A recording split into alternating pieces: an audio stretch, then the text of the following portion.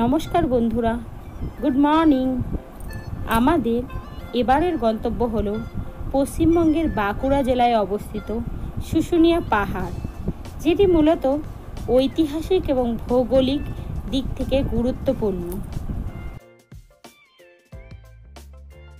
আমরা সবাই একে একে শুশুনিয়া পাহাড় উঠছি আস্তে আস্তে। আমার বোন, বান্ধবী, সুমি সবাই মিলে উঠছি।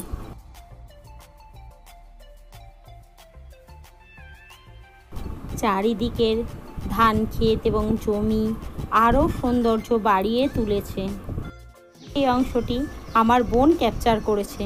ওই দেখো, আমার বর এবং অমিত আমার মেয়েকে নিয়ে যাচ্ছে। এই শুশুনিয়া পাহাড় 1200 ফুট উচ্চতায় অবস্থিত।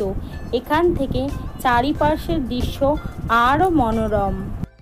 এখানের প্রাচীন শিলালিপি ও পাথর খোদাই করা চিত্র, যা প্রাচীন শিল্পকলার নিদর্শন বহন করে। শুশুনিয়া পাহাড় ট্রেকিংয়ের জন্য বিখ্যাত।